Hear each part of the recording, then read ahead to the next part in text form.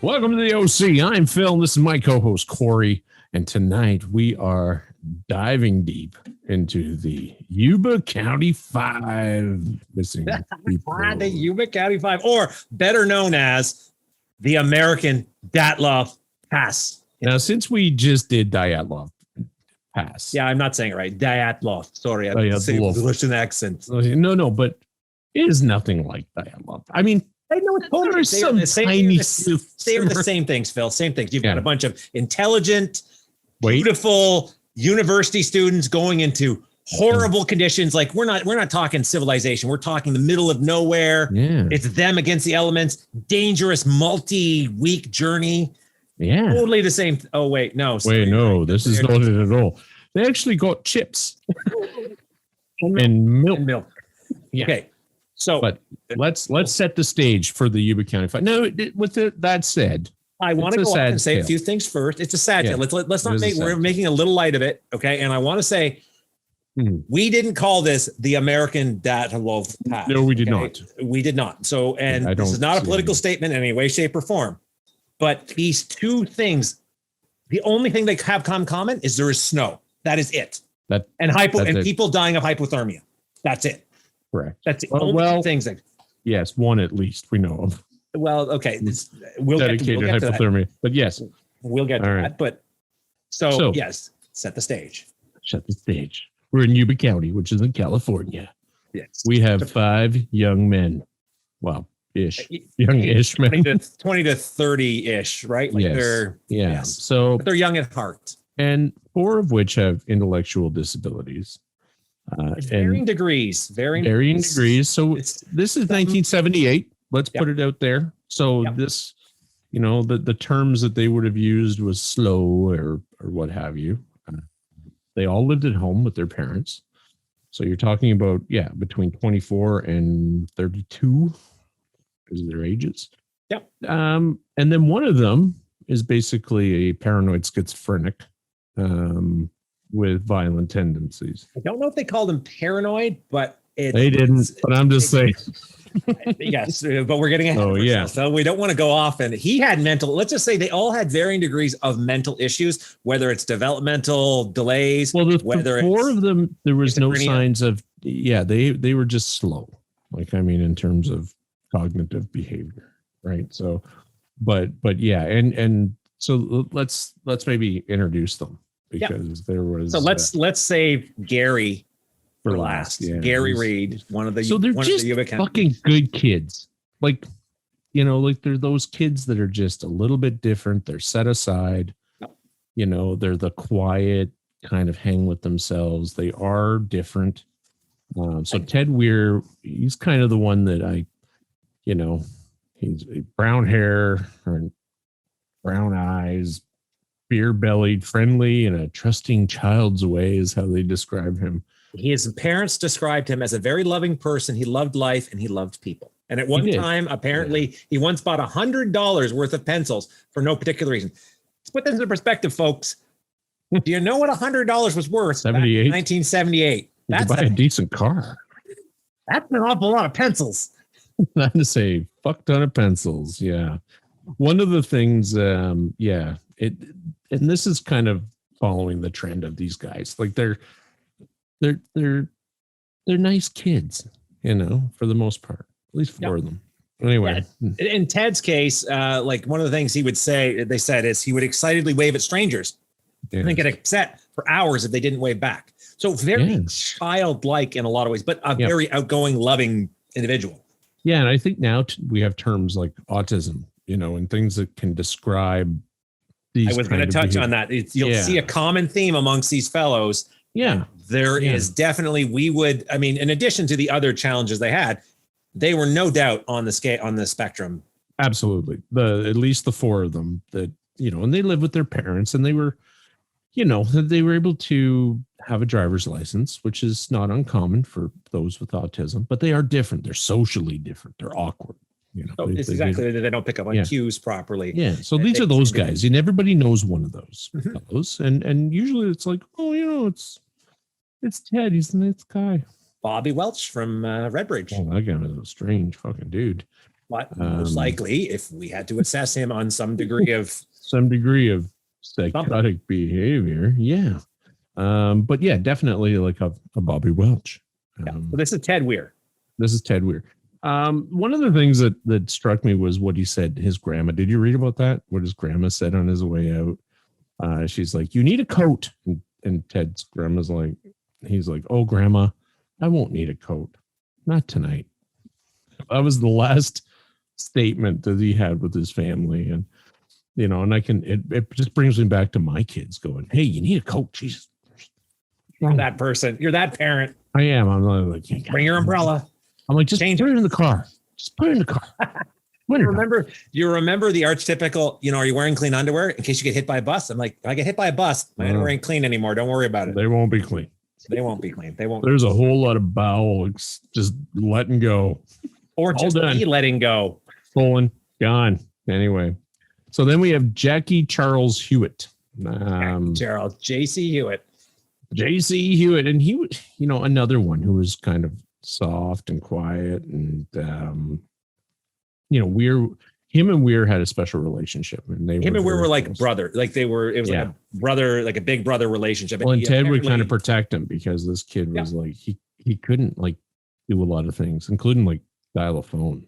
So this is we're setting the ground for what these kids are. Like, yeah, exactly. Like this is the Weir Hewitt relationship was interesting because apparently Weir would make phone calls for Jackie because Jackie would get anxious. Like he'd get anxious when he tries to do it. He couldn't deal with the whole. And that's a trigger for some individuals, right? They have all sorts of things. Some autistics are water triggers. Apparently he had an IQ of about 40. Yeah, and that's very low. That is even on a spectrum of it's very for the record, folks, average IQ is 100. That's the average. That's the baseline IQ. Anything above or below, you're exceptional in one way or another. Yes, you are. But yeah, so the Hewitt boy, there's not a lot discussed about him. He was very quiet, kind of reclusive, other than hanging out with these guys. He liked his Beagle Bow. He used to dirt bike. Yeah, I don't remember. Yeah, apparently there had been a book coming out. There had been a book. I don't know if I didn't read it. I may have gone to some sites that talked about the book, but they had interviews with families. So there were some more details about. Yeah, I went through quite a bit of stuff. And there's a lot more than just Wikipedia out there, folks. Yes, there's a lot Wikipedia, though, is a good starting point. I'll tell you, folks. It will. Yeah, it'll give you a little bit. It'll give you some idea, but I mean, you kind of get more into the family, the background of the kids themselves, and that was what they were called, the boys. Yeah, did you know the TV series on Amazon Prime? It's based loosely off their exploits. Yes, the superheroes. You mean Corey? In their little tight suits. That's right. Yeah, it was Carl Urban. Carl Urban is Matthias. It's Gary Matthias. Gary Matthias. Well, let's wait for Gary for the end. So then we have Jack Madruga. So this is the rebel of the group. He's not really a rebel though. Like, so Jack was also a war vet. He was an Army veteran. He was a big guy. Like some of these are big dudes. Like, 5'11", 190. I mean, he's a strapping fella. Basically he worked. He owned a car. He was the only one. I guess there was two of them that had driver's licenses. But he was the only one who would ever drive because that was his prize, his Mercury Montego. Yeah. 1968, I think. 1969. Cool car. It's actually like an old muscle car. My and he business actually served in Vietnam. So he did. He saw action. Yeah. So, I mean, he's socially awkward. He may, in all likelihood, be post-traumatic stress. It may not necessarily be that its IQ is low. He just fucking. And he was never diagnosed as being mentally disabled or mentally retarded. He was generally thought of as slow, but he could manage his own finances apparently. And maybe he just didn't fucking talk. He was socially shy. They said he was was an intelligent and sensitive man, just extremely shy in social situations. Apparently, he really liked I Love Lucy, and his favorite group was Diana Ross and the Supremes. That's a bit shocking. What the hell? Okay. All right, Jack. I read that. I was like, all right, Jack. And there's different pictures. Hey. I've got a picture of him when he's young, but there's one from the paper where he's got sideburns that come like chops like Elvis, or exactly. He looks like something out of a, yeah, but he looks like just that kind of big friendly guy that he look too friendly in that picture. He's got kind of like a but he took great care of his car. He was a prized possession of his, which ties in later into our story, into our heroes. Then we have Bill Sterling. And that was Madruga's buddy. Like they each had their besties within the group, except for, we'll get into Gary later. Anyway, Gary. Yeah, and he was deeply religious, hugely religious. So Sterling was like, once again, developmentally challenged, developmentally delayed. Whatever term you'd like to use, he had a very low IQ. Apparently, he spent a lot of time at the library doing research about mentally handicapped people. Yeah, he fucking found it fascinating, which is and great. he was really close. So he considered Madruga. So when I do the crazy board up, I've already got some of the things going. Yeah. He considered Madruga his best friend. He was close to Weir, but he considered Madruga his best friend. Yeah, they were. Yeah, and you always have that dynamic in a group. You always have a couple guys that are always, they're kind of their besties. But he would also try and bring Jesus to the patients in certain mental hospitals. So he was very much he was a holy roller. He was a holy roller trying to bring the word of God into the mental institutions. You know what? Good for him. Hey. Good for him. It sounds like he wasn't necessarily super preachy about it, but no. Again, nice guy, right? Like, yeah. So nothing about this guy says problem. No, that's right. Until we get to Gary Mathias, age 25, 5'10", 170 pounds, brown hair, hazel eyes. Anyway, so Gary had a whole list of problems. Gary was also an Army veteran. He had a psychiatric. Now he was an Army veteran. So as far he was in Germany though. He was in Germany. Yeah, he was stationed in Germany. So I originally no live action. Damn. No live action. So I thought maybe he was a Vietnam because I read the Vietnam. I'm like, oh wait, no, that's Madruga was a Vietnam. This guy was a NATO. He was in Germany. Yeah, and I think he may. I don't know. I didn't really say a lot about him. Like he was in Germany for 5 years or something like that. So he's probably stationed there. I mean, they still have bases there. So, but he was discharged for, psychiatric reasons, was turned out to be schizophrenia. So, yeah. And then they never say whether it's paranoid. I don't even know. Certainly not paranoid schizophrenia. Yeah. Like differentiated, I think. Or maybe I'm trying to think, what are the different types of schizophrenia? It's not paranoid. But I don't know if paranoid schizophrenia is just a term that's used as a. Oh, no. It's actually, is it? Actually, it depends on how your schizophrenia manifests. Yeah. So there's paranoid schizophrenia, which literally means you think everybody, like the whole paranoid, everybody's out to get you and you come up with these crazy things. There's command voices. I work with it. I think I want to say that's more the undifferentiated type. And I'm just trying to figure out where is the. Well, yeah. So, I mean, obviously, if you don't know about schizophrenia, you should look it up. It's a disorder. And there are a lot of people that do have it and do live very, substantiated lives. I mean, they manage, they work, can adapt. Well, with medication, and you take your medication. And don't just do drugs. Do counseling as well. You can learn to live with this. And what's that movie with he was a mathematician. Mind. Yeah. So Beautiful Mind. There you go. Yeah. Nash. Yeah. He was a mathematician, brilliant man, but he was like deeply disturbed with schizophrenia and he didn't want to believe it. And then, he wouldn't take his meds. Because all sorts of weird shit happens then. Yeah. You really want to take your meds. It's a good idea. I feel better. I just won't take my meds. Right. Okay. And FYI, folks, never go off your meds cold turkey if you're taking them for anything. Especially any kind of antidepressant. Or antipsychotic. We are not doctors. However, read your fucking packages. Yeah. Follow the advice on the label. Yeah. Yeah. If you want to end up in your underwear on your bathroom floor, fucking killing yourself, don't listen to us. Otherwise. Some facts about our buddy Gary. Yeah. Did you know he was in a rock band? I did not know that. I did not know that. He did not have. I mean, he was of average IQ. He He wasn't dumb. He was smart.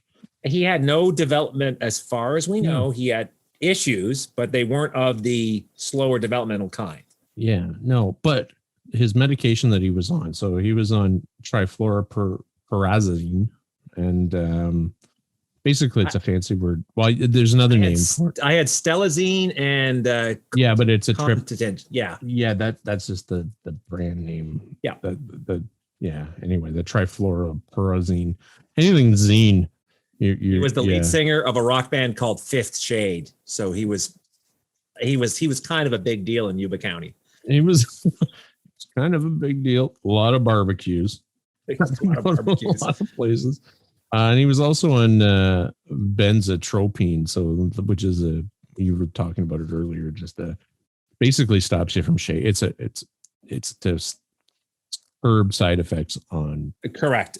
Because a bunch of these drugs do have side effects. Like one of them, a ton of side effects, including death. I mean, I worked with a lot of people that had to have antipsychotics. Antipsychotics like risperidol and risperidone, very dangerous. They're very dangerous drugs. And if one of the drugs he's on, by the way, has a side effect of unresponsive catatonic state. That's one of the side effects of it. Yeah. And they're like, if you experience any of the following, unresponsive catatonic state. Well, if I'm unresponsive, you're unresponsive. What am I gonna do? I'm in a coma, for Christ's sake. But he lived with his parents. Apparently he did have some assault charges against him too. Yeah, some general weirdness. So so he fits of rage. He would get very upset and not able to control his emotions. Schizophrenic. Yeah. So he was arrested for threatening to stab a woman he was arrested for threatening to stab a woman in the jaw and then telling the woman's 3-year-old child that I thought I'd killed you once. I thought I'd kill you once. I guess I'll have to do it again. Yeah. I mean, yeah. And he broke into somebody's house and says, I'm here to collect Satan's, what is it? I'm here to collect, he was looking for a ring to return to Satan and that they also owed him rent money because the house was his. So this is not like we had a neighbor who, the funny side story, if we got time, but he was schizophrenic. He was a good man, like a super nice man. His name was Enver, and Christensen was his name. But one night we can hear yelling and all sorts of things. And my dad, I was young. We were living on Lakeshore Drive. And we got to know these people, and we didn't know he was schizophrenic because he seemed really normal. Right. But he lived with his dad, who was like 1,000,000 years old. His name was Hans. And so this one, we're all woken up. We can hear this yelling and screaming and, terror. And Ember was a big man. Like he was strapping. He was Christensen. They were like from Denmark. Why does that happen? Why can't the little people be the crazy ones? It's always these big mofos. Well, he also took second in Clark Duncans. Yeah, well, he also took second in Canada in judo at the Canadian Judo Open. So I used to do judo with him, and I thought he was really normal, and he was really strong. But anyway, we go over there because we think fucking something's happened, and my dad goes over and he's like, Enver, and Enver's like panicking. He's looking around. He's like, oh my God, do you not see it? And we're like, what? And he's like, a plane crashed into our house. I have to save my dad. And then the next thing I know, he picks up my grandfather. My dad is like a no nonsense kind of guy, right? Picks him up, cradles him like a child, and runs him up the street about 30 feet. Puts him down and he goes, you'll be safe here. And my dad's like, Philip. Get out of the plane crash, Phil. Whatever's happening, you're not going to be able to help. And I'll never forget the look on my dad's face. And my dad didn't really struggle or anything. He sort of was like, what am I going to do? Like, trip up the street? Why not? And he believed it. I mean, he believed that a plane had crashed into his house and he believed he was saving my grandfather. But this is the delusion. But that's the delusion. It's to them, it's real. Voices. It's delusions. It's absolute delusions. And my wife worked for, for the psychiatric hospital here, and she worked with a lot of patients that had schizophrenia. and she wouldn't really talk about her work, but I mean, she maybe sometimes talk about like the cases, like non-specific stuff, and you really it's a sad existence for them. Like Gary he had a hard time, and the drugs that they take also dumb them right down. But it's not just his drug. So unfortunately, he also had a habit of going off, and I believe he liked bennies. I believe that was his. I didn't read that. Yeah, so he had a bad trip. Okay. Right. So he was first put into a psychiatric facility during his sophomore year at high school after a bad hallucinogen trip. So he did drugs. He liked benzodiazepine, whatever the benzodiazepine, I believe is whatever the $10 word is for bennies. He liked those, and he would never do those. Them. I don't know. Me neither, but pretty fucking boring. Those. Yeah, so there's a lot about Gary Mathias, and we'll get into that later. But let's set the scene for. Yeah, why don't we talk about? Do we want to set the scene, or do we want to go off and talk about the timeline and then start breaking down? Yeah, let's do that. Like, I mean, I think we need to talk about the big game. Like what this was all about. So these guys all belong to a club, right? Like it was like a club for mentally disabled individuals. Yep. Nobody's really sure. The one curious thing is that nobody's really sure how Gary Mathias became part of that club. Because he was a later addition. So the original boys were the four Jack, boys. And Jack and Ted. Yeah. Those were the original four. And then Gary kind of crafted himself into that group. It was only 6 months. Yeah. Right. So Gary only knew these boys for 6 months. So that's what usually, that sort of is like, okay, well, that's a little weird. And he really kind of became sort of like you said, grafted to this group.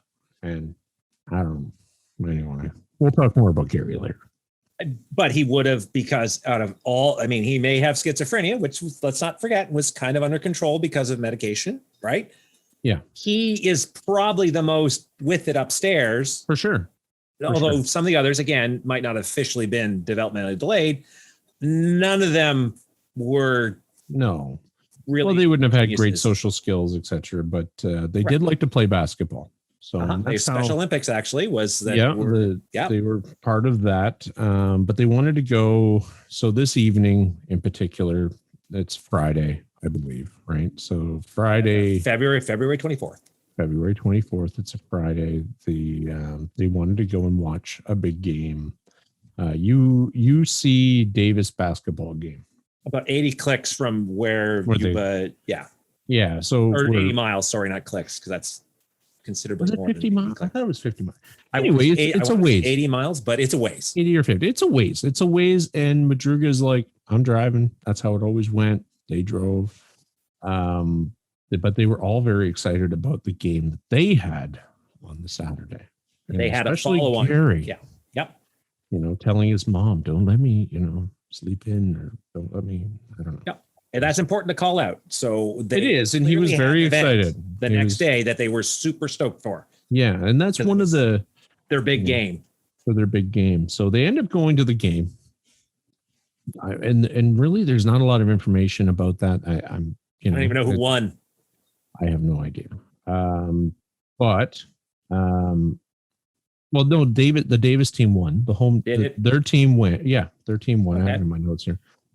They got back in Madruga's car and drove a short distance to the Chico State Campus Bears Market in downtown Chico. And this is the last person, pretty much. Was it? Yes, we'll get into that in a minute. But so they went like a bunch of these are older guys, but the clerk is kind of pissed off. I mean, I worked through college at a Mike's Mart, and somebody in a group of 5 guys rolls in just before your closing. 5 guys buying, what did they buy? Like cartons of milk, snacks, sodas, chocolate, probably, like just a bunch of stuff that you would expect a bunch of teenage boys maybe to buy. But these are grown ass men. Like, where's all your nutty nuts and where's the chocolate milk? Yeah. Okay, cartons of milk. You hear the thing? Like I was reading cartons of milk. Yeah, they're not grabbing beer. This is America. They could grab beer. They could grab whatever the fuck they want. No, they're grabbing treats because that's who the fuck they are, right? They're good kids. They're good guys. Good kids. Yeah. So, and that was shortly before 10 o'clock. And yeah, 10 o'clock is officially the sort of timeline. Yeah. The clerk, she had remembered them because she was trying to close the store. She was trying to close the store, and then these 5 bozos stroll in. Yeah, she's probably counting. So when you run a store, like when you're on shift, like I remember when I was be like 10 minutes before, like I'm ready to switch out shifts, and then people show up, and I've got to recount my till, they would call it. You probably don't have to do that shit now because it's all computerized, but back then nobody pays with cash, right? Everybody pays with credit cards. Yeah, but then I mean, cash was a big deal. Fucking everybody had cash. You know, I don't. You know, wasn't until much later that everyone had a debit card. But yeah, that's why she probably remembered. And then they're gone. And where they go from there, I'm not really sure until we find the car. We know where they end up. We're not sure why they end up, but we know. So back to the, hey, last person to see them alive was 10 p.m. Yeah. Let's talk about our good friend Joseph Shones. Yeah. He's from Sacramento. He's got a weird fucking story. Totally weird. Did you find it fucking weird? I'm like, I don't know. So he told the police he's all over the place. He's changed his story a couple times. Yeah. The story I got, it's still fucking weird. I don't know if he changed it or. So apparently he wound up spending the night of February 24th into the 25th. Very close. What was it, like 150 yards from where the fucking Montego was found? I mean, it was really close. Yeah, he was driving his car up there to see if the conditions were good enough to go. Good enough to bring his family along for a weekend excursion the following day. So he was scouting out this because this is not on the main drag. No. So let's give you an idea though. They're in the mountains. This guy, this Joseph Shones, and basically. I think we should set the stage of where the Montego was found. So the Montego was found. What was it called? It was Plumas National Forest, right? So that's stuck in a snowdrift. Stuck in a snowdrift. So you got California. They're in California, but when you get up into the mountains, you're in fucking snow. Right? But it was just the snow line. Like it wasn't like this was deep country snow. No. It was like you just hit the snow line, and there's the Montego stuck in the snowdrift. Yeah, and this place is like. How far away is it from where they were in Chico? Like it's a drive. That's a good question. I think it. Did they go into? Let me just see. Maybe we'll come back to here. And I've tracked a bunch of stuff. I've actually tracked where other stuff were distance wise, but that is. It's a ways. I think it's fucking way out of their way. It's actually, and I'll post maybe a map for us to get a better idea. But anyway, the car is found there and there's no boys. Okay. So, but this is why this person, this Joseph Shones is kind of I don't know. Is he the last person you decide anyway. So Joe is driving in the area, gets driving stuck. Yeah. Well, Joe's driving up there to see the ski conditions. To see if it's worth bringing up his family, right? Yeah. Why not? Why not? Gets stuck. Tries to push himself out, has a mild heart attack, crawls into the backseat of his car, and I guess he was there 6 hours before he sees lights. Yep. And, when you sit in a fucking car, though, like your windows fog up and, back then in 78, I think it was a Volkswagen something or other. Probably didn't have great heat. So he's all fogged up. He sees lights. He sees, what does he see? Like people talking. Yeah. So what is it? He sat in his car wondering what to do. He knows 2 sets of headlights, one belonging to a pickup truck. Yeah. Hoping he could flag down the passerby, exited his vehicle and began screaming for help. He would later say he saw a group of men, 1 woman, and a baby. They continue walking, ignoring him. Hours later, back inside his car, he saw that he thought were flashlights. When he went back outside to yell for him, no one responded to the sound of his voice. They turned the flashlights comments on whistling too. Mm-hmm. Like weird, whistling. But then, he doesn't go to the lights. He's like, oh, that's fucking weird. and basically jumps back in his car. And then all of that disappears, and he decides, fuck it, I gotta walk. I'm running out of fuel, I gotta walk. And he ends up walking 8 miles to a lodge. To whatever place it was. And and he walks by their car. And that's why he contacts police, because he's like, oh, maybe those were the guys, right? Well, he contacts the police much later once everything. So this is the story. Was it much later? Break, right? Yeah, because there's a lot of. That's the funny thing, is that I don't know how seriously this case was taken by the police at first, right? So you have that like golden hour, they call it, you've got that, or golden 24 hours. I want to say it's 48 hours. The first 48. First 48. Oh, there's a TV show. First 48. But because they talk about that's where you're most likely to have success with your investigation. Almost like, it's like, if you don't have success in 48 hours, just fucking bag it and tag it. It's so uncold. It's on the next A&E cold case. Basically, yeah. I'm like, because I've watched it. It's a great show. It's a little weird. All the guys confess. Like, just lie longer than you just did. Hold out. I know you did it, Jimmy. You wouldn't be here if you didn't do it. Your buddy already confessed. Why don't you confess? He already confessed, and you don't need me to confess. Listen, boo. I know you did it. I know you shot JJ. What the fuck? I did it. I shot that bastard. It's like, okay. You must have crazy psychic powers. How did you know? Anyway, ask for a lawyer. Anyway. Yeah. But yeah, so I don't know how. Theoretically, this was 11 to 12. So what they said was, or at least timeline wise, this was between 11 and 12 p.m. on the 24th. That this is where the car's parked. There's nobody in it. Joey boy is wandering, like he thought he saw people, and again, the woman and a baby. So, which in a truck, which is not in a pickup truck, which is also weird. They're in a very remote area. So this is not an area that you would just kind of go to unless you were like absolutely lost. Which these boys, 2 people went there. We have Joe went there, and apparently the Yuba boys went there. Apparently, and a guy in a truck with a chick and a baby. Yeah. Right.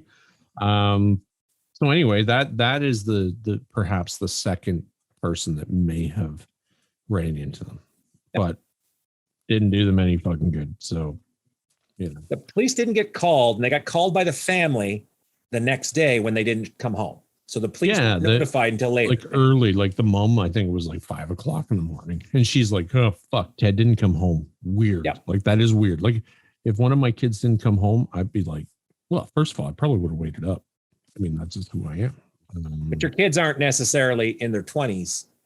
And one is one's 20. Fair enough. But yeah, like if they said, well, I'd be home later that night, and they didn't show up, I'd be very fucking concerned.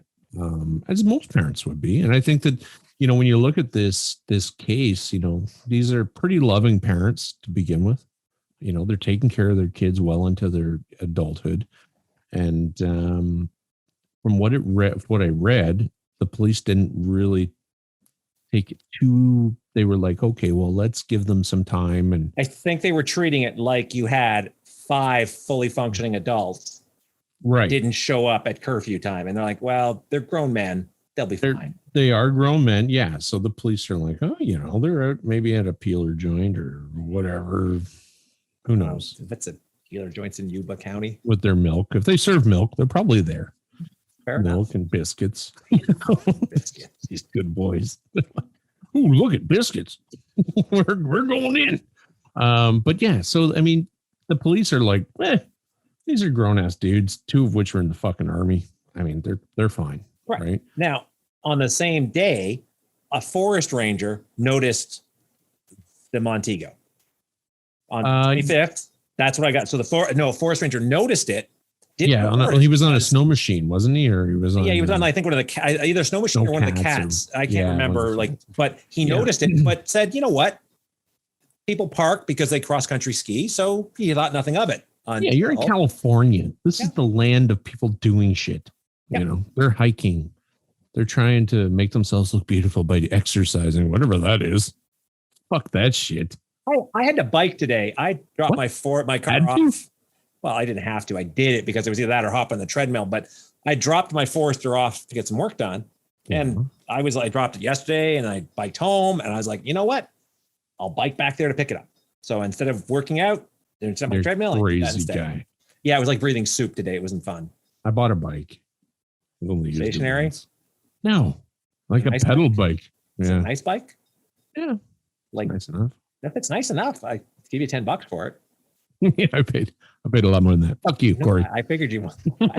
Phil. I'll give you $10 for All right, we're starting. Now we're starting the negotiation. Good. Yeah. How about 20? Yeah. How about 25?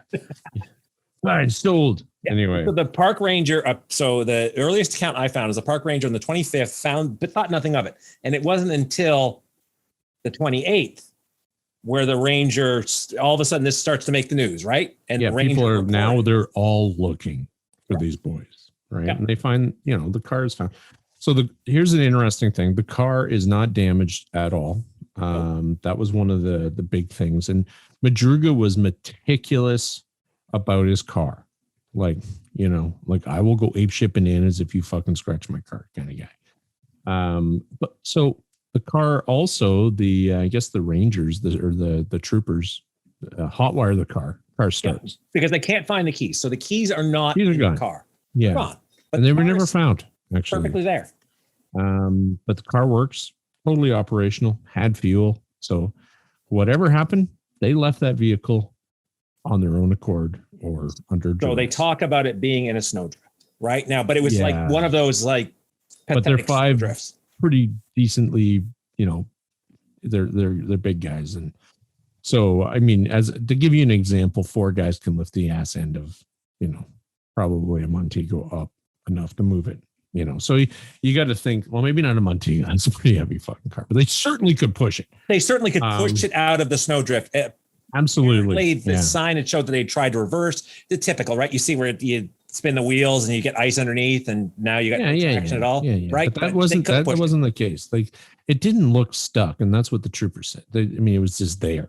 So they may have just stopped and Madruga went, I can't drive this any further. I'm going to wreck my fucking car. Maybe that's what happened. Who knows?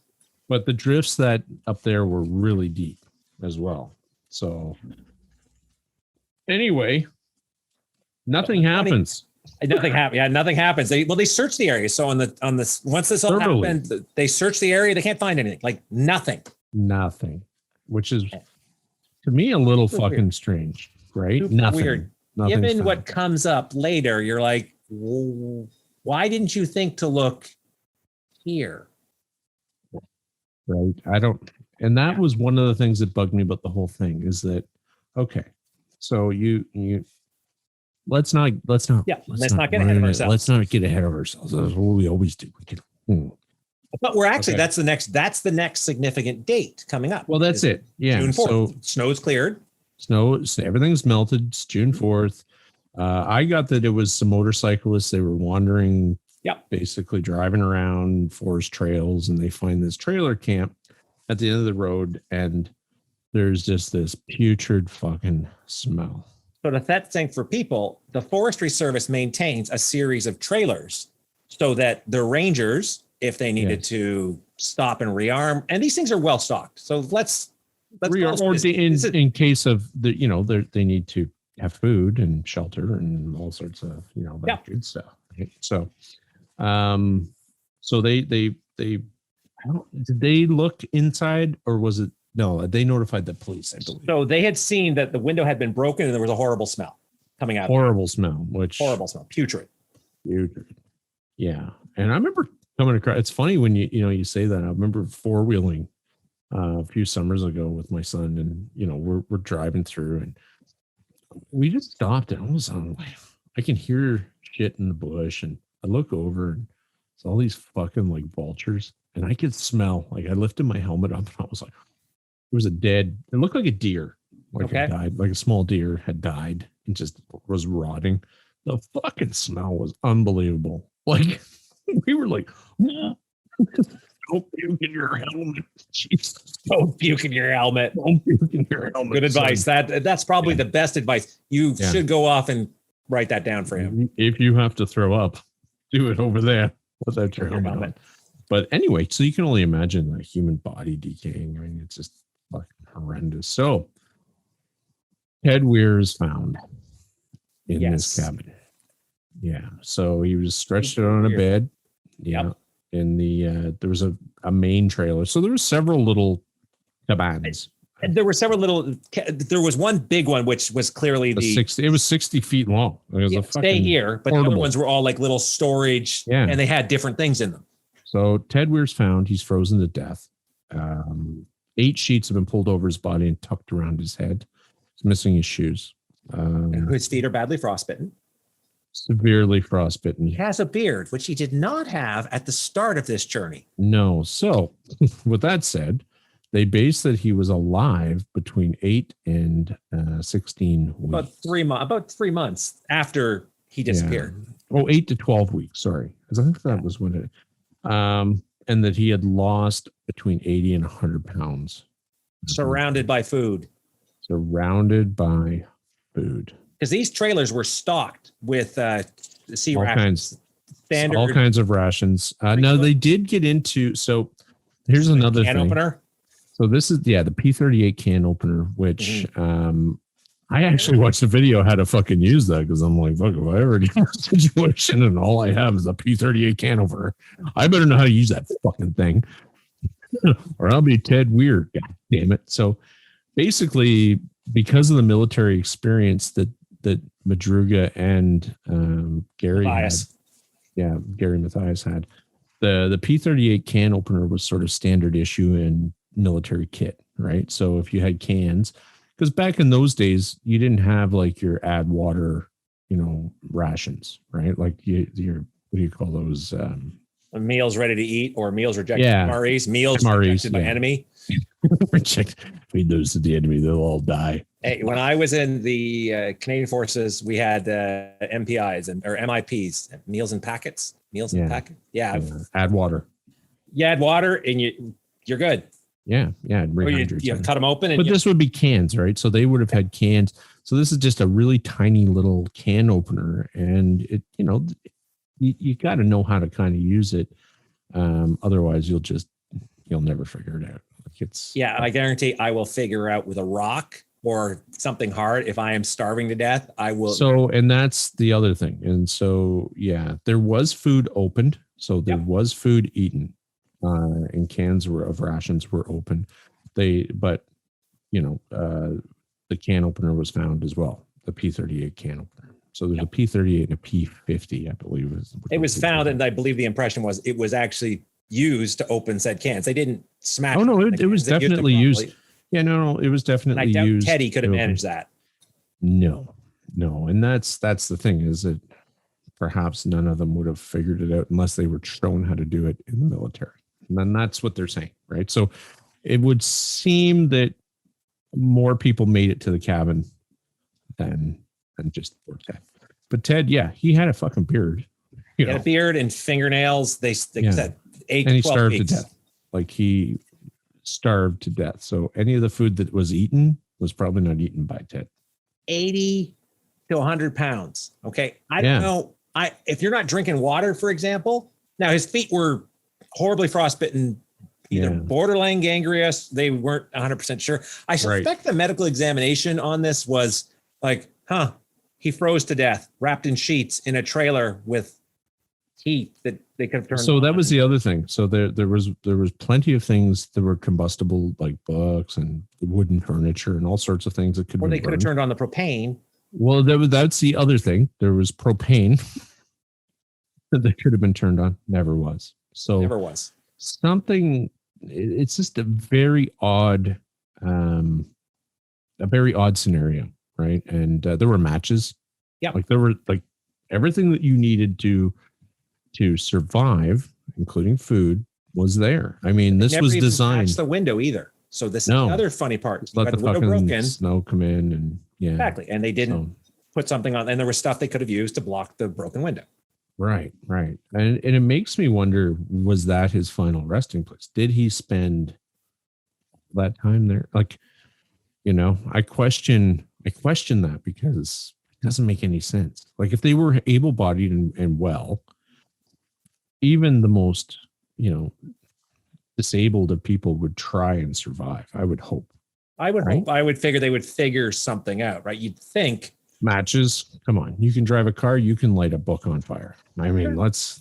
Maybe you don't know to turn on the propane, but you're freezing it. And not just that, heavy clothing. So the trailer was stocked with heavy weather appropriate clothing. Well, this was designed to keep a group of men alive. Correct. They couldn't have run into a better place in the middle of the fucking wilderness. If you had a maitre d', that's the only way it could have been better. Somebody to do everything for you. Because we had servants here. This would be perfect. And the wrapping in sheets. So in the case of Ted, he was wrapped in sheets. So several, 8. Not covered. So this is the funny part. He wasn't covered in sheets. Yeah. Wrapped implies you don't wrap yourself in, like, it's really hard to wrap yourself in multiple sheets. Yeah. It's kind of strange. And 8 to 13 weeks. That's a long time.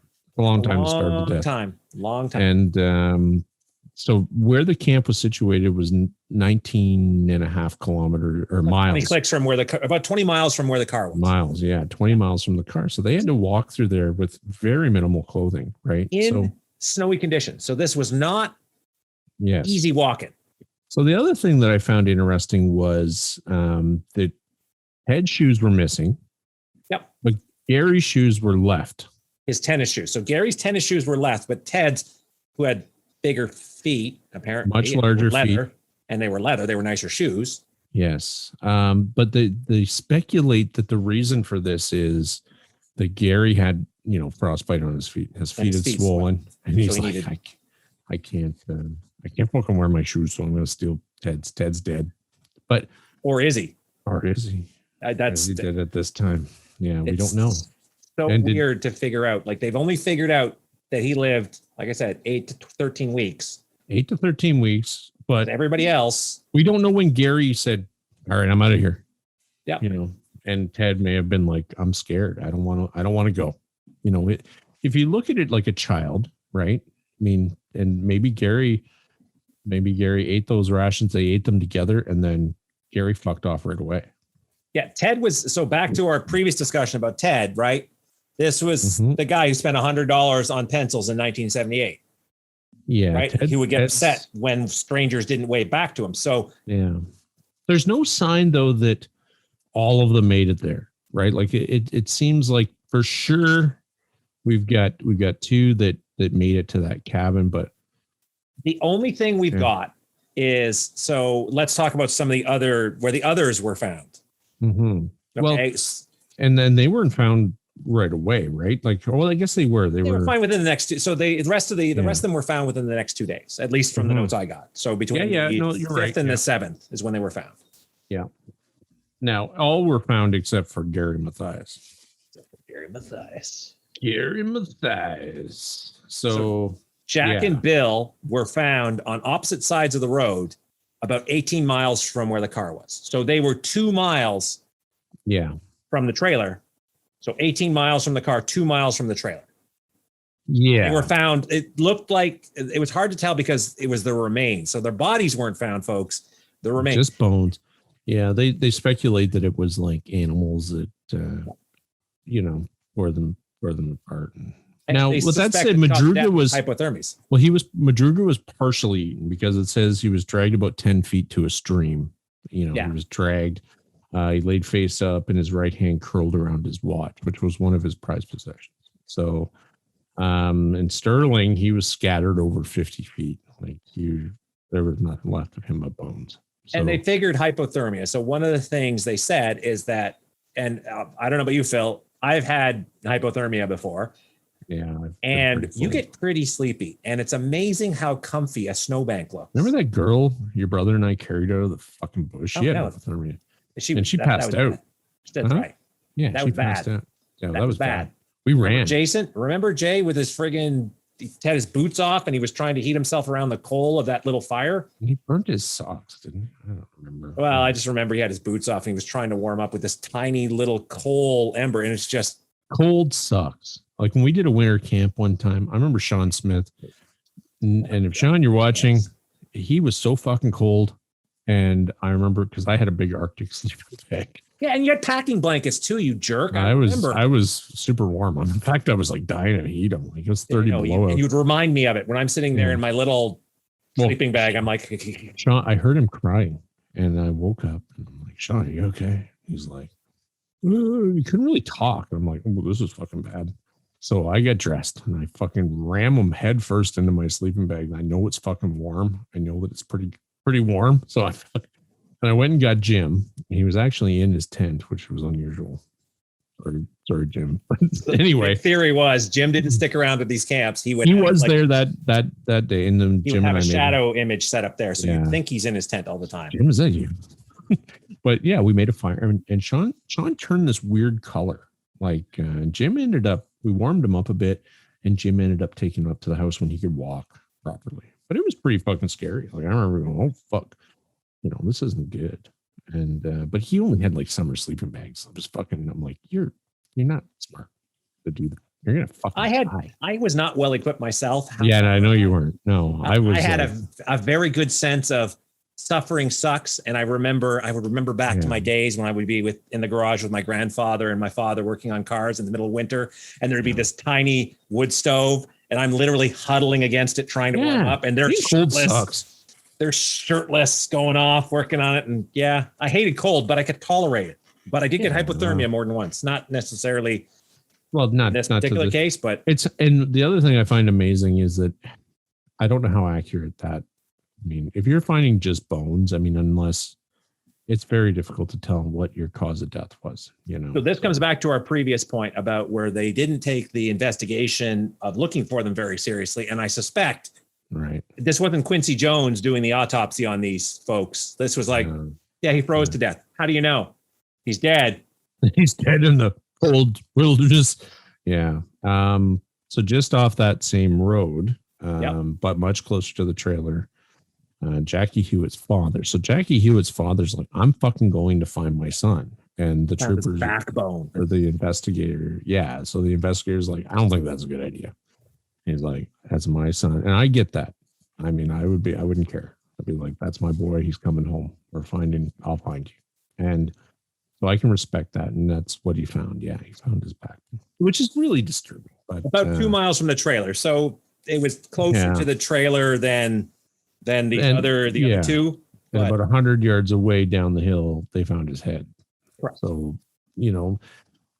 I don't know how much animal activity is in this area. I'm not familiar with the animal activity of California. I don't know, but, man. In that area, then I'm sure there's mountain lions. I'm sure there's coyotes. I'm sure there's a lot of things. Probably wolves. Probably wolves. Angry beavers. Yeah. But so that's Hewitt's remains had lain northeast of the trailer, like Sterling's and Madruga's. And of course, Ted was inside the trailer. And read the part where they talked about they found the blankets and the rusty flashlight. So 2 cell flashlight lying at the side of the road, 3 Wolf Forest Service blankets. But they couldn't tell. It was a quarter mile away. They couldn't really tell anything. They couldn't necessarily link it back to those fellows. Yeah. It's just a complete bizarre situation. Like, it is bizarre. And well, it is and it isn't. And I have my theories. Do we want to jump into theories? Because well, I mean, we've talked about the weirdness already. Well, there's the police theories, which is nobody really, they don't have any theories. They're just like misadventure. Death by misadventure. Everybody died. Gary might not have been found, but that's because he made it further than the rest of them. Because let's not forget, Gary had a habit. So in his background of, like, you heard about his trip from his grandmother's. It was 540 miles, eating dog food and stealing milk off porches. Yeah, man. This guy, though, and that's what there's something fucking wrong here. This isn't a guy that, I don't know. Part of me is like, he's smarter than he lets on. I don't know why he wouldn't have been like a number one suspect from the, which I think he is. The family got that impression that all the other parents. Tell us your theory, Phil. Go to the theory. Yeah, I'll tell you mine. I'll tell you one of mine after this. Sure.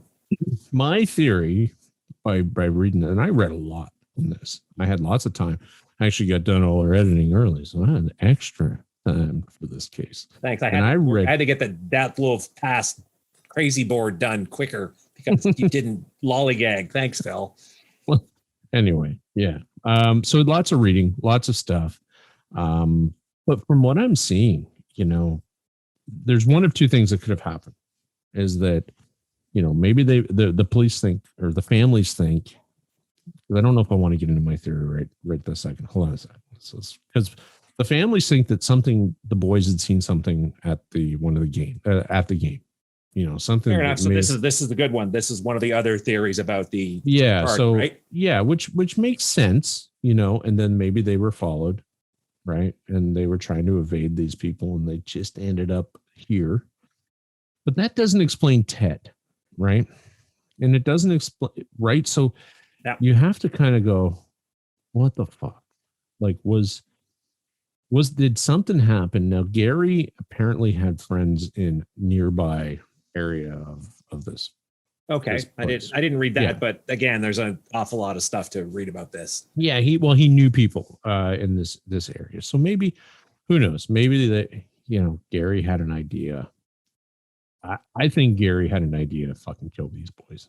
And I don't think it's too far-fetched. I think that a person like Gary, he is at the point of breaking in his mind, and he's won a combat. I mean, he was trained in combat. These guys would be unsuspecting even at the best of times. It'd be like slaughtering puppies, right?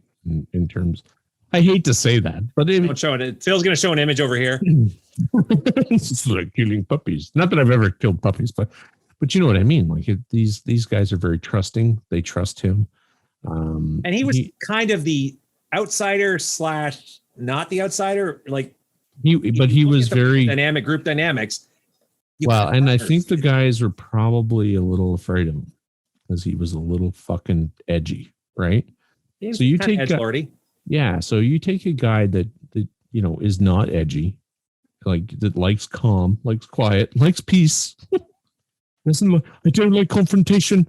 And then you put in fucking Gary Mathias. Well, yeah. Was he friends, or did they have a choice that he was their friend? It's hard to say what the group dynamics were exactly like. He was clearly not the long-term friend that these guys had all known. No, 6 months. 6 months. To speak to your theory. So your theory is Gary killed them. I think that Gary, I think he systematically fucking killed them. And then he tortured the shit out of Ted Weir. So another theory, sort of like that, but not quite. So there's two other theories that go along that lines. Yeah. One, they did indeed get screwed up. Okay. So meaning they, got stuck or thought they were stuck, and they decided it was better to follow the cat trail because they thought that was the way out, and it led to the trailer. They broke into the trailer, and then they're like, oh crap, we'll have to stay here for a bit, eating food, Now, when schizophrenics don't take their meds for a while, they become crazy. So one of the theories is not that he intentionally led them down this road. We'll take the shortcut here. We'll go whatever. Yeah. It's they got trapped there. He went a little cuckoo for Cocoa Puffs because he wasn't on his meds. And then all of a sudden this stuff happened. And these guys were very trusting. So it wouldn't have been hard for Gary, right? Whether he legitimately tried to kill them or whether through. Or he killed one of them and then was like, fuck, I got to kill them all. Or they tried to escape or something else, which, drugs like that have a half-life in your body. So it's like some of them are super long half-life. Some are not. Some are like really fast that you want in your system. Antipsychotics, I'm not sure the half-life of them, but let's just say, for instance, he stopped taking his meds before all of this, right? And this is such a common thing, but this is so common. Stop taking your drugs. Stop taking your meds. I feel better. I don't like how I feel on the meds. I feel great. I'm not hearing voices. Therefore, it's worked. Well, and then suddenly he has a command voice that says, and for those of you who don't know what a command voice is, it's a very loud voice inside their head that says, hurt somebody. Like Phil's Welcome to the OC. Imagine that, except Phil telling you to kill over and over and over again until you actually fucking do what it says. Because if you don't, like, it's not going to stop. And there's a good chance that, you know, then he hurt one of them, or he's like, the voice is saying, well, we need to do this. You need to hurt them. You need to lure them out into the fucking wherever. I don't know. There's something about him not being found. No body, no nothing, no bones. It doesn't make any sense to me. Did you read about the Folie à Deux, or Fol F-O-L, it's French, Folie à Deux. It basically shared psychosis. So one of the theories, it has to do with that Ted and Gary made it to the trailer. That would make the most sense. They actually Ted and Gary made it to the trailer together. So the other guys did not make it to the trailer. Would they either didn't make it? It's unclear whether the others made it to the trailer or not. Right. One of the theories is Ted and Gary made it to the trailer. And then you had an idea of a shared psychosis that developed between them because Gary is out of his meds. He's starting to go loop-de-loop. Poor Ted, trusting Ted, he starts to believe the voices, delusions, whatever that Gary's having. Yeah.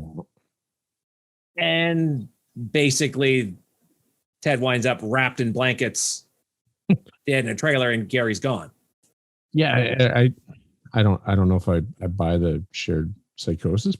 Perhaps. I mean, we'll never know, obviously. But Gary Mathias, not a single sign of him was found, right? I mean, nothing. Did you read about the carbon monoxide poisoning theory?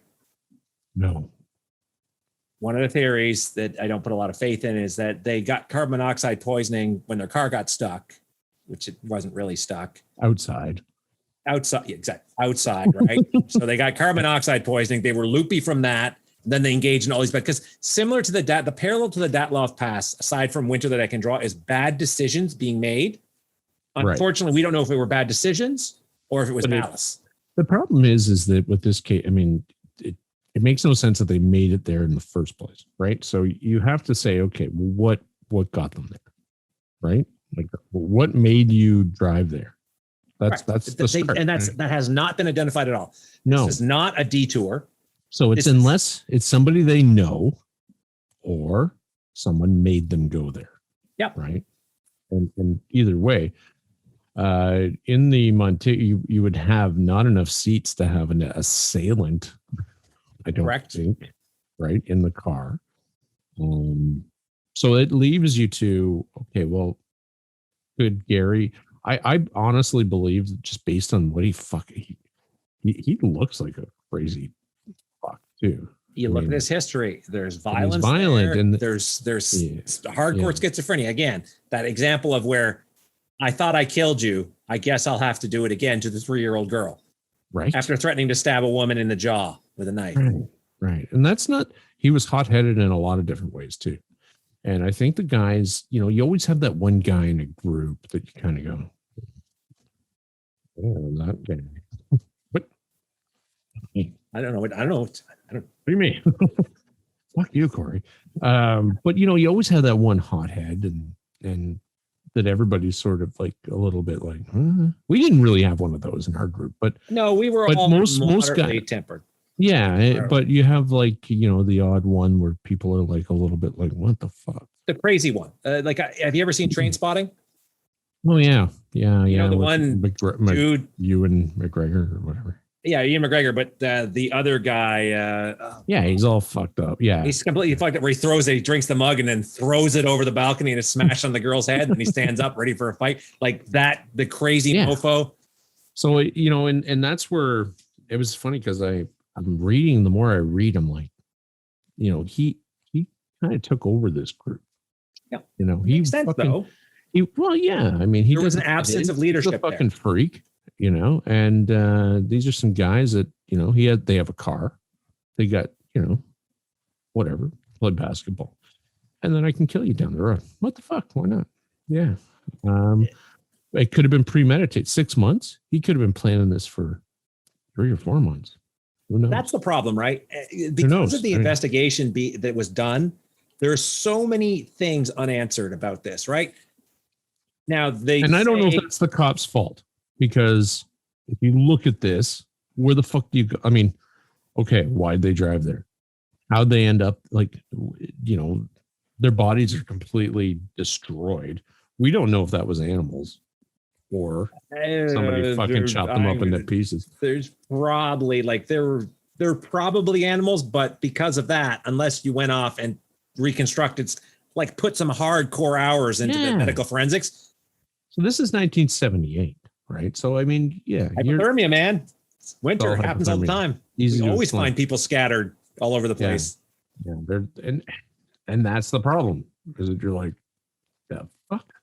What do you mean there's just bones? You don't see that too often, you know. Well, poor was it Jack? He was spread much further than the others. Much further, yeah. And even Madruga, yeah, sure, it looked like, and that's what animals tend to do. They tend to eat the gut pile. We as humans don't have a lot of fat content. Animals want fat. You know, when they what's the first thing that a group of wolves eat? The fucking gut pile. The alphas eat the gut pile. That's the first thing they do. Certainly squishy enough. It's easy. The organs are fatty and have the most nutrition, like nutrient value, right? So, but even in grizzly bear attacks, and where people are eaten, like they're not usually completely eaten. No, true. They're usually like. Now let's not forget, we're looking February to June, so it is a long time. It is. And once the decompose, like I imagine up there are probably, once the insects start coming out. So yeah, now that's the other thing. You're right. There are other, you know, natural factors. Forces at play, right? That's right. But in my humble opinion, it seems like an inside job. And take that for what it's worth. You know, I agree with you. I agree with you. Whether or not it was pre-planned. Well, I'm not sure how he did it, but I think it ended up he was the deciding factor in what happened. Well, and a lot of people, his family, they're very ostracized by all the other families. In that case, you have to blame. You want to blame somebody. So even let's step out and say, forget all the weirdness. This was death by misadventure. Sure. Five mentally challenged individuals die of exposure in the woods. You want to blame somebody. Now, if you only find 4 of those 5, you're like, wait a second, let's blame the 5th. Yeah. Absolutely. I'm not saying that, you know, but it makes you wonder why the family was so quick to turn on Gary's family, all the other families. So maybe, you know, Madruga was like, oh, Gary was like, you know, asshole again today, blah, blah, blah. And that could have resonated through the whole family. Even your kids, you know, your kids like talk shit about their friends all the time. And especially if your kids are open with you, you know, and you're kind of like, yeah, well, people are assholes sometimes, but you know, the fact of life, right? It's a fact of life. Get over it, accept it. But you know, you just know that a lot of times when you have people like Ted and you have people like Madruga and Hewitt, and they're open books, right? So a lot of times they talk about their feelings. They're able to talk about things, and it makes you wonder, you know, how much they actually said to their families about him. I'd be curious to know that. And apparently there's a book you can buy. Is there? I would read that. I mean, this to me is not Dyatlov pass at all, but it is an interesting story. It's interesting in the sense of unsolved true crime, with the most likely suspect being the guy who's not dead like everybody else. The violent schizophrenic. It's almost like it was written to be that way. It's almost like if you did a horror movie, you'd say, hey, 4 mentally challenged people go with a violent schizophrenic to the woods, and guess who doesn't come out of the woods? It could have been as harmless as, let's go for a ride, let's take a drive. I mean, we've done that. We ended up one time in Huntsville. Remember? What the hell was that? We almost ran out of gas. Yeah, with McVeigh. It was his idea. He's like, let's go to... And everything was closed between, I don't know why the hell we were going. At least we didn't drive to Wasaga Beach. That's what he was really. That's where he wanted to go. Yeah, and we were like, what? But we went. I know we went. We were Ted and Madruga.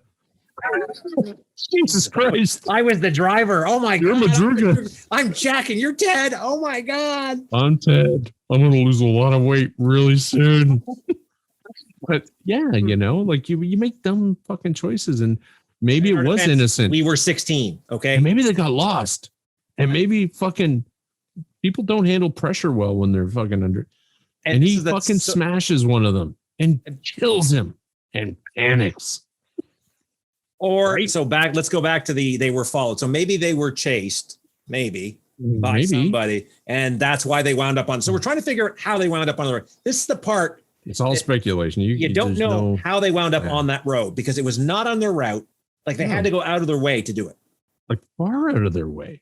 It wasn't yeah, it's not like, oh, I made a wrong turn. No, and that's the other thing that a lot of the state troopers say is like, most people don't get lost up here because it's difficult to find their way up here. You know, it's not one of those places where you just, oh, hey, I'm over here now. You know, it's a difficult road to begin with. They were really surprised that the car wasn't damaged. Yep. Which tells you that, you know, they took their time. They didn't rush it. It wasn't like, you know, they were in a hurry.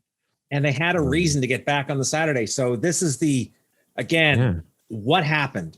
How did they wind up there? And that is, regardless of how they all ended, again, hypothermia, right? Because clearly you find a bunch of bones on the ground. Phil? Must be hypothermia. Even Ted, his body is like so fucking decomposed. He was starved to death. He grew a beard, was starving. Hypothermia. Well, that may have been eventually what I suppose killed him. Or was it? He was wrapped in blankets. Did he die before he was wrapped in blankets? Yeah, there's no mention of trauma to his head or body. No mention other than his feet. The only thing they talk about is his feet were badly frosted, like black and gross. So, but do we want to recap? I mean, sure. I think we kind of did. So we did. So America's Dyatlov Pass. Mm-hmm. Okay, and that's funny on so many levels that it just says terrible things. Not really, because if you look at the previous episode, like and subscribe. Dyatlov Pass, you had a bunch of university students in their 20s do a 4-week trip through hell and wind up dying in horrible, horrible, horrible conditions.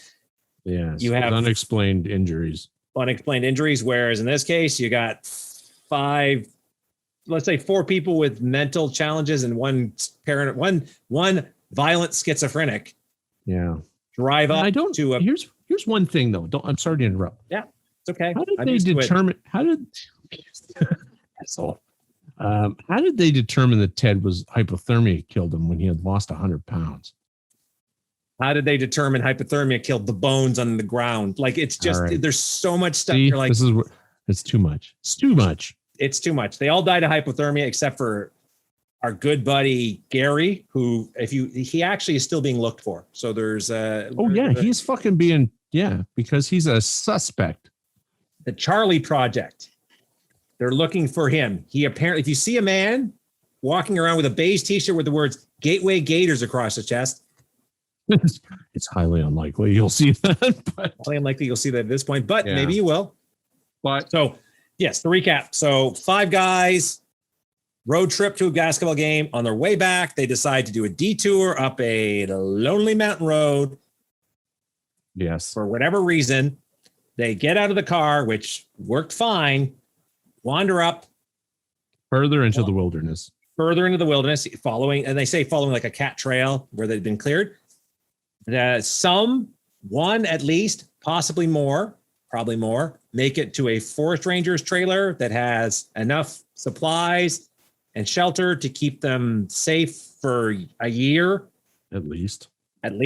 One is found dead, wrapped in sheets in there with gangrenous feet, and he apparently survived for 8 to 12 weeks. That's our buddy Ted.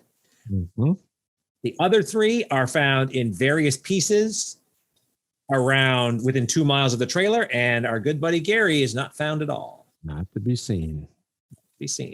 Dun, dun, dun. History continues. Too bad. I feel bad for the families.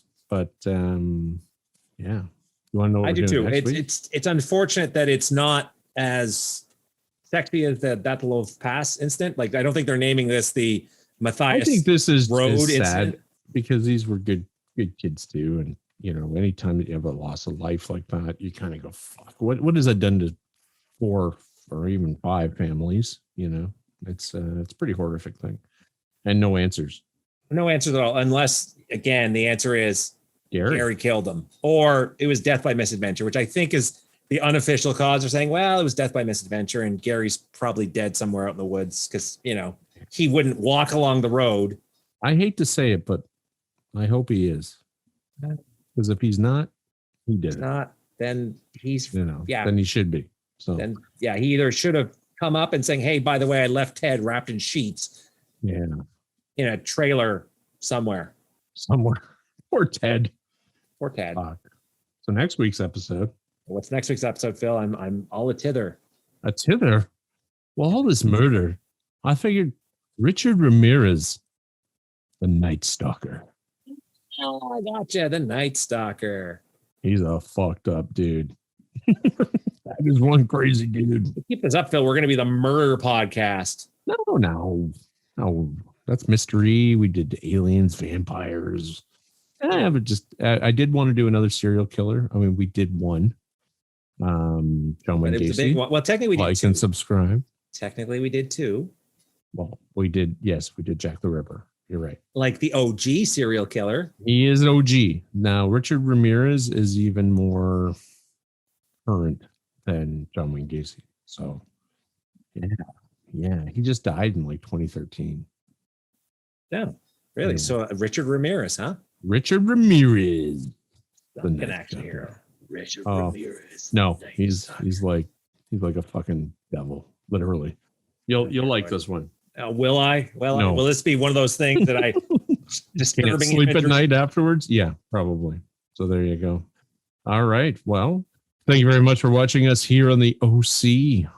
My name is Phil, and it's my co-host Corey, and thanks for listening. And if you made it this far, like and subscribe. Yeah, please like and subscribe. Nice people. Yeah. I'm not begging you. I'm just simply asking you nicely. Don't beg much. I'm not above begging. But anyway, have yourselves a great evening, and thanks a lot for listening. Good night. Take care, folks.